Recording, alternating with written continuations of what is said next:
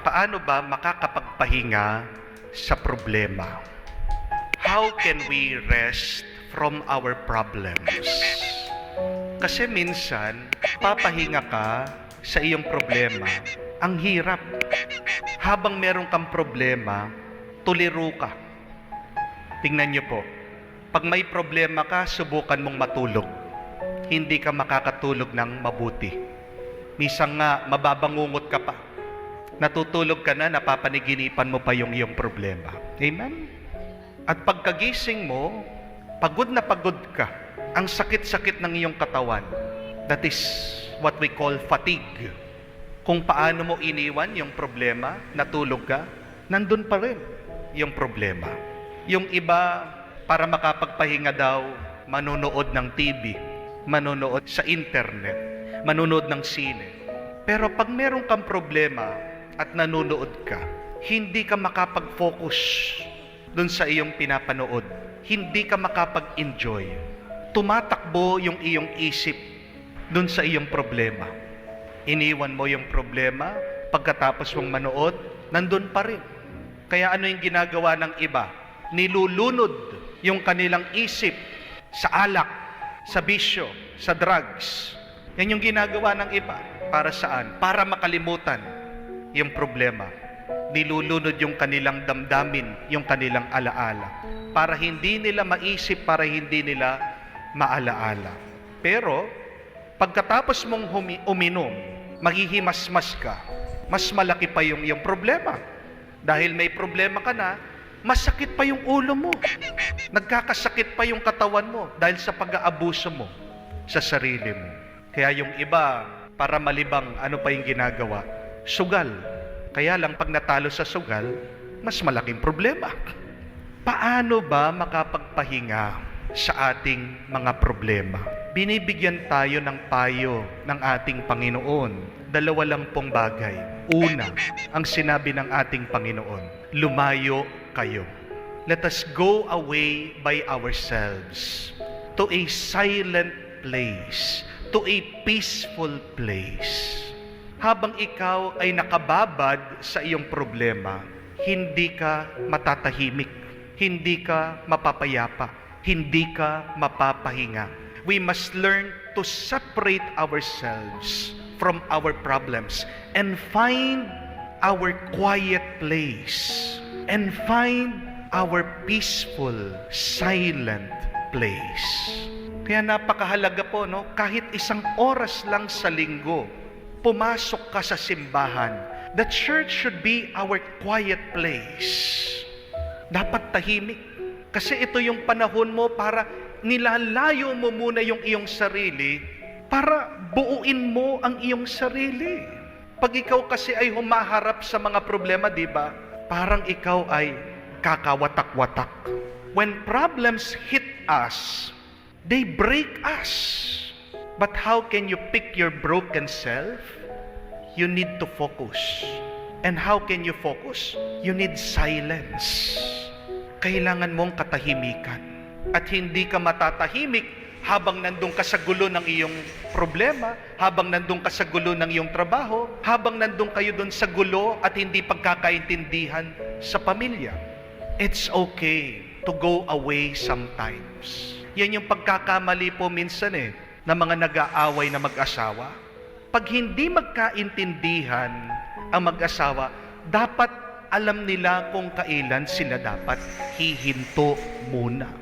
Pag talagang hindi mag-move forward yung kanilang argument, yung kanilang pag-uusap, they should learn to stop and say, palamig muna tayo. Iwalay muna tayo. Pag malamig na yung ulo natin, pag medyo tahimik na yung puso natin, damdamin natin, doon tayo magbalik at mag-usap. Matuto po kayo na respetuhin nyo yung damdamin, nararamdaman ng mga partner nyo, ng mga asawa nyo. Yung mga iba kasi hindi Gusto nila, hindi. Huwag tayong aalis dito hanggang hindi masusolusyonan ito, hanggang hindi natin pag-uusapan ito. Sometimes, you have to give up and go away and separate yourselves in order to solve your problems. Hiwalay muna kayo. Pahinga muna kayo.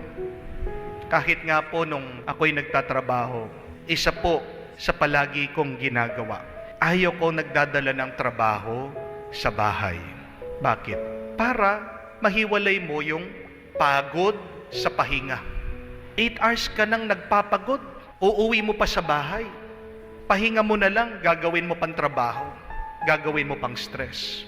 Alam niyo po, sa ibang bansa, bawal na bawal tawagin yung mga empleyado ng mga boss. Pag tinawag ng kumpanya yung empleyado sa bahay habang nagpapahinga, pwede po nilang kasuhan, pwede po nilang demanda yung kumpanya, yung kanilang mga manager, yung kanilang boss. Bakit? Because they have to respect the peace, the rest of the employee.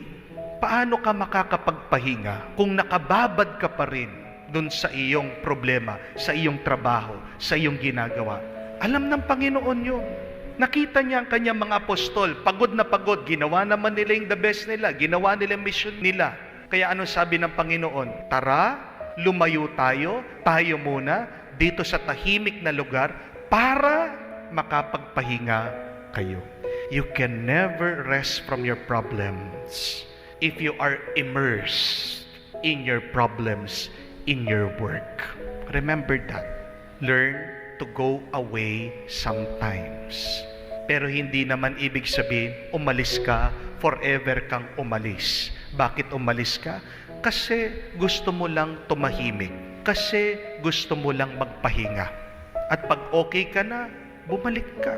Ano pang sinabi ng ating Panginoon? Para makapagpahinga ng kakaunti. Yun lang po yung kailangan natin eh. Kaunti lang. Kaya kung kailangan ng asawa mo ng kakaunting pahinga, bayaan mo. Kung kailangan ng kakaunting pahinga ng mga nagtatrabaho, bayaan mo. We need that little rest and silence to be strengthened once again. Kakaunti lang, hindi mo pa maibigay, bigay mo naman.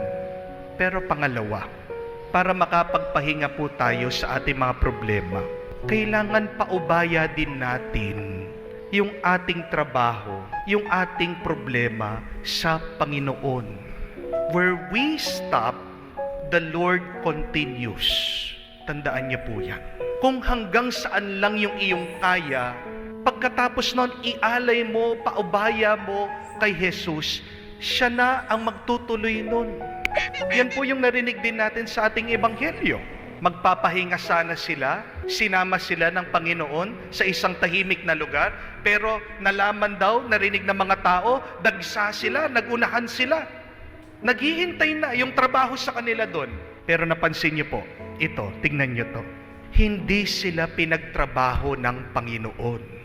Nung nakita daw ng Panginoon ang napakaraming tao na kailangan bigyan ng pansin, na kailangan lapitan, na kailangan tulungan, sinong nagtrabaho? Yung mga apostol na pagod? Hindi. Siya mismo. Bumaba siya sa bangka at tinuruan daw niya ang mga tao. Bakit ba napapagod tayo minsan sa problema? Kasi ginagawa natin, niyayakap natin lahat. Tayo lang. Hindi mo naman kailangan harapin lahat ng problema mong mag-isa. Kung hanggang saan lang yung kaya mo. At pag hindi mo na kaya, ang Panginoon kaya niya. Siya naman. Learn to give up some of your burdens and problems to the Lord. Where you stop, the Lord continues. Pag umaga, anong kailangan po nating gawin? Magpasalamat tayo. Yan ang magandang dasal. Pag-uumpisa ng araw. Pero pag tapos na ang araw, paggabi, anong kailangan nating gawin? Magtiwala. Magtiwala ka sa Diyos. Na yung iyong ginawa, ito'y babasbasan niya at dadagdagan pa niya. Remember that. In the morning, be grateful. But in the evening, be faithful. Faithfulness. Puno ng pagtitiwala sa Diyos. Yung kasabihan nga, di ba? Do your best and God will do the rest. Mapapaubaya mo lang sa Diyos kung may tiwala ka sa Diyos.